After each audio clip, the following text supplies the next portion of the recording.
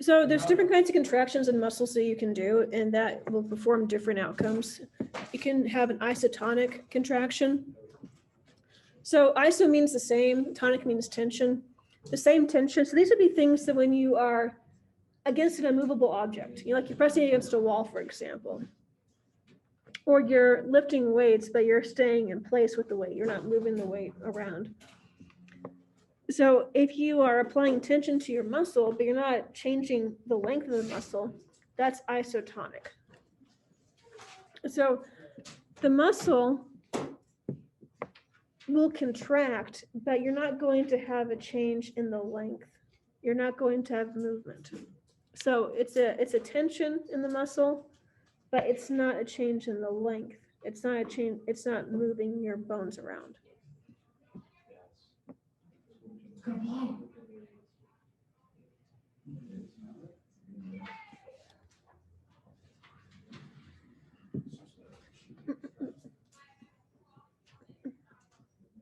Actually, I'm sorry, I got that totally mixed up. I was thinking about isometric the whole time. Okay, so let's go.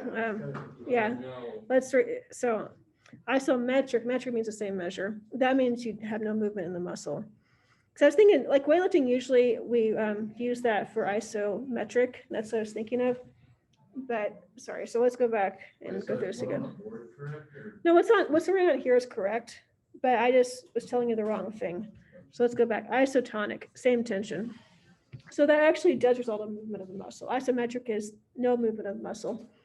Where isometric, the muscle stays in place, but you are applying tension. So that would be an immovable object where you press against a wall, for example, where you are applying a force, but you're not having any movement. But isotonic, same tension. So you are applying an equal force throughout, but that would result in movement of muscle. So if you are lifting a weight up and down and you're moving your muscle, but it's the same tension as you do that. You're not changing the force applied. That's isotonic. Just from yesterday, are fast twitch fibers and slow, are they made of the same thing?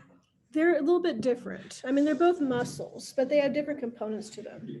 So does like eating, like they break down into different things?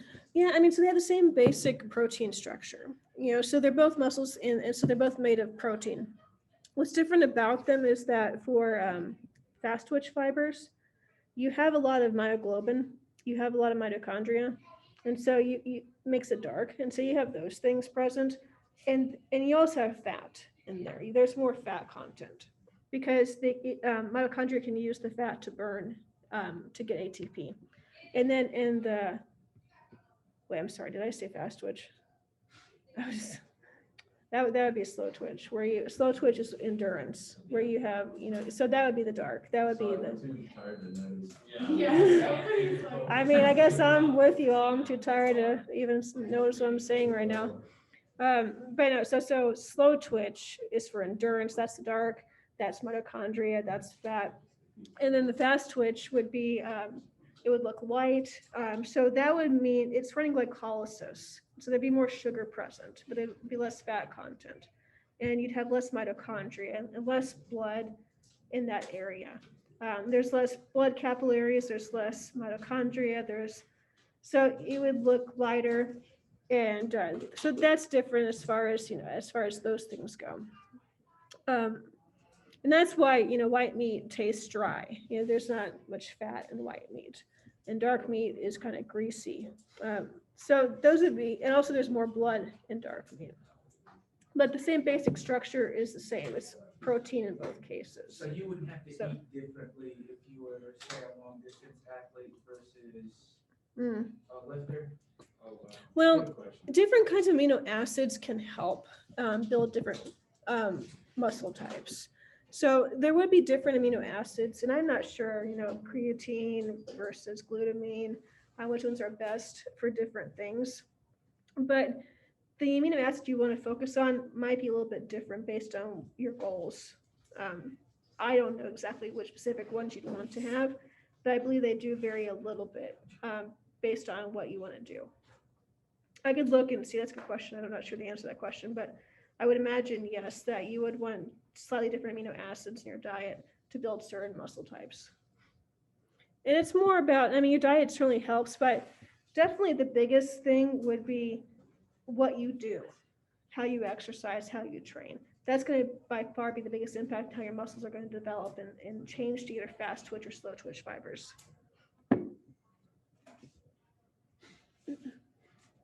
All right, so muscles can be flaccid, they're soft and flabby, they're relaxed, but muscles, if they're toned. Oh, that's like me, and then the other one is.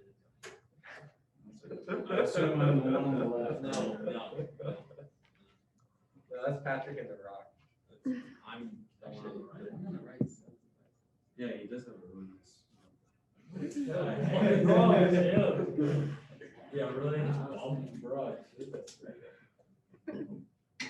But muscles, if they're used, they stay strong, they stay toned. But if you don't use them, they become weak, they become filled with fat, and they start to waste away, they atrophy.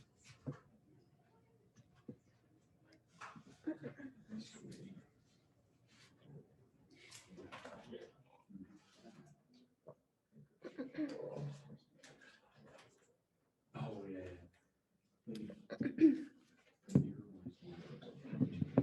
If you want to build muscle, you want isometric contractions. You want to have the contractions that apply pressure but don't change the length. Did we already go through this? I thought maybe we did. No, we didn't. Okay.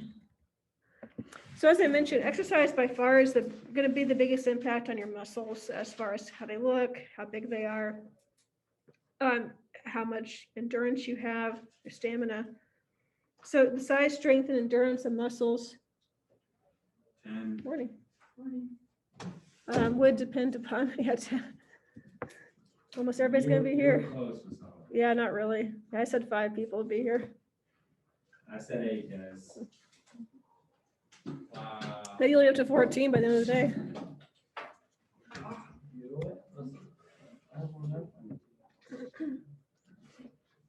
So aerobic exercise is exercise that you can do without getting out of breath. And this exercise you can do for several hours if you train well. So biking, jogging, these are things you can do and do for a while because you can get oxygen supplied to your blood and into your bones and into your muscles, which means you don't get out of breath, you don't have an oxygen debt, you don't lose energy. So this results in stronger, more flexible muscles with greater resistance to fatigue. So this is what you would do if you want to train for endurance and increase your stamina. It also boosts your metabolism, makes it more efficient. Is swimming aerobic exercise even if you don't have as much access to oxygen? Well, because you're underwater. Yeah. Well, you would still be timing your breaths to the point where you would be able to get enough oxygen. Mm-hmm. So as long as you're not out of breath, it's aerobic. Okay. So I guess it's like sprinters, you don't breathe at all. It wouldn't be aerobic. yeah, if you get out of breath, that would be the point. So if you're doing something and you get out of breath, that's when it becomes anaerobic. As long as you're not out of breath, then it's aerobic. Mm-hmm. So if you swim and you're able to time it so that you breathe sufficiently to get enough oxygen, then that's still aerobic exercise. But it can become anaerobic if you get out of breath when you're swimming. Yeah. Generally, are not like super short people, but short people can usually like sprint faster than tall people, right? I haven't heard about that. I haven't heard about how, I would assume it's just the opposite, but I'm not really sure. I don't actually know any science. They have fast. I mean, I would assume that if you have longer legs, you have an advantage. That would always be what I thought about running. Because you can just get, every stride is longer. I don't know, So- it just seems like there's, I mean, not with everybody, obviously, but sometimes like taller people, like even if they seem like they're the same speed as other people, really they're slower because that means they're moving their legs slower. Mm-hmm. And I can check and see. I just always assumed taller was better for that. It seems like I feel like most Olympic sprinters are kind of just normal height, right? Like you say most Yeah, that is true.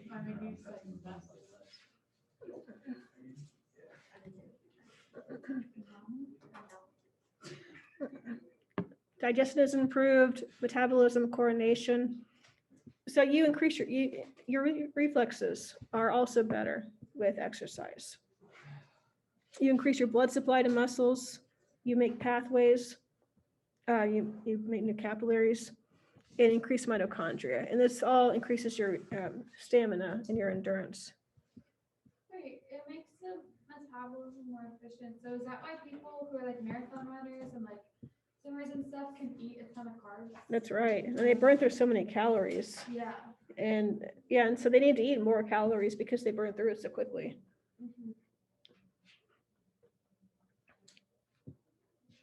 So it says the optimal height is moderate with short legs. So short, massive thighs and long, thin calves. So yeah, I guess they do want to have shorter legs than normal, which surprises me.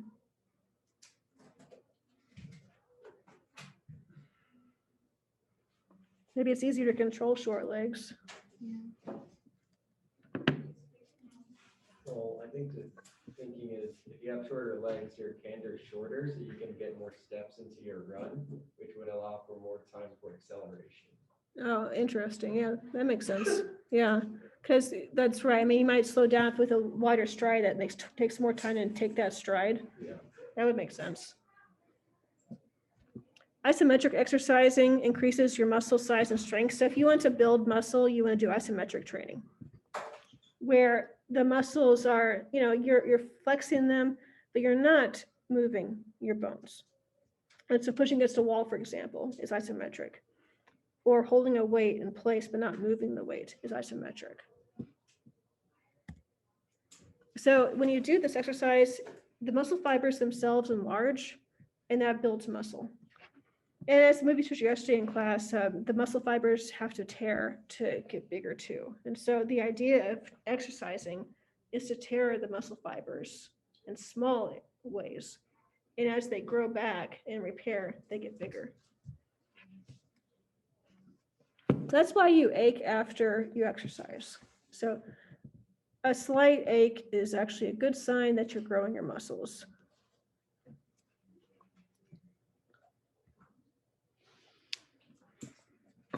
Muscles always have at least 2 attachment points, if not more, but they need at least 2 attachment points to move bones. They always have an origin, which is an attachment to an immovable bone. So there's one part where the muscle does not move the bone. And so this one, for example, the brachialis cannot move your humerus. It can move your lower arm bones, your radius and ulna, but it cannot move the humerus. So the origin is where the muscle is attached to a bone that it cannot move. So what about your fingers and like tendons? Muscles don't move your fingers? Well, so there's one muscle that will move them, other ones that don't. So like for your arm, for example, there are some muscles that do move your upper arm, like your deltoid can move your upper arm. But this muscle right here, the brachialis, cannot move your upper arm. It can only move your lower arm. So it's just that different muscles do different things in your body. And the insertion point goes to a bone that it does move.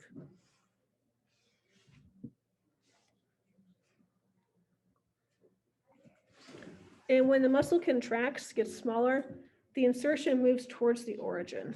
And so this muscle, the brachialis, moves the arm inward towards the upper arm.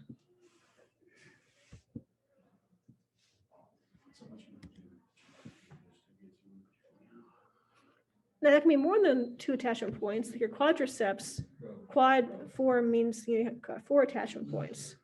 Biceps have 2 parts. Triceps have 3 attachment points.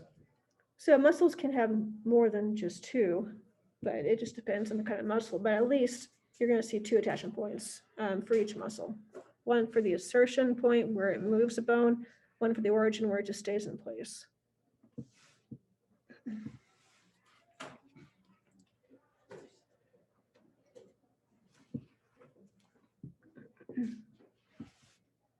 We have these ones down?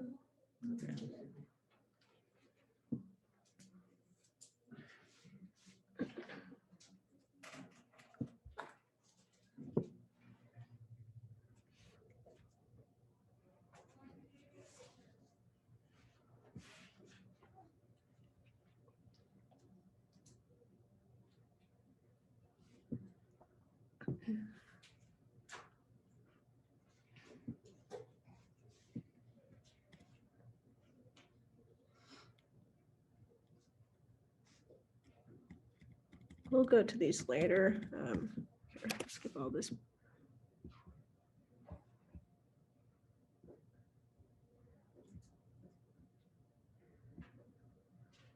Actually, we'll do this one tomorrow because people aren't here today. So let me play a short video and then I'll give you a few things to work on in class. Just out of curiosity, do you think we should wait a little bit longer in Texas to do that, or you think? Oh, the mask mandate? I think it's a good idea. Needs to get that. Yeah. I mean, it's been a year, exactly a year. And the mask, if you're at Walmart, at a restaurant, the chance of you actually getting exposed to COVID and getting sick from it is just so small. It's really not worth the hassle it is to wear a mask in those places. The time you're gonna get sick from COVID generally is if you're seeing a friend, you know, if you're in close contact with somebody for a long period of time. So, and here at this school, it wouldn't make sense to keep the mask mandate. For other schools, I could see it maybe being good if they can't be away from each other for 6 feet or more. But for here, I think we're close to herd immunity at our school. And so I think it would make sense to remove the mask mandate here because we've just already been exposed to COVID. So that's how I see it. But in places where you're not exposed to COVID and when you might get sick from COVID, like at a large public school, there aren't many cases. I could see why you might want to keep the mask mandate on, but for here, it doesn't make sense to me. So yeah, I think they made the right call. And what the governor said, he wasn't saying to don't wear a mask at all. He was just saying if you want to choose not to, you can choose not to. And the media's make it out to be like he's saying don't ever wear a mask again. That's not really what he meant by that. So he just doesn't want to enforce it. So I think it was definitely the right decision. You can have, you know, each church, school make their own policy. I think that's right. Do you think that we're still gonna wear masks at church or Christmas also? The diocese at this point says they are going to require a mask. How much longer, it's hard to know. I guess it just depends on the cases and as they go on. But I would imagine by the summertime, we'd be pretty low in the case number. I would imagine by then, maybe by June or July, I could see it happening where we wouldn't have a mask mandate. At churches though too, there are a lot of like older It's true. people, like, you know, the like number, I feel like of elderly people at churches is a lot more than it would be like at maybe other places. That's very So I true. think it makes sense in that way too. I got it Mhm. just for their sake. Yeah, no, that's a really good point. And that is one thing they're thinking about when they're keeping the mask mandate in place. But I would imagine like hospitals weren't gonna ever go back to the way it was before. I bet anytime you go to a doctor's office or hospital, you have to wear a mask. I think from now on, it's like the new normal there at the hospital and the doctor's office.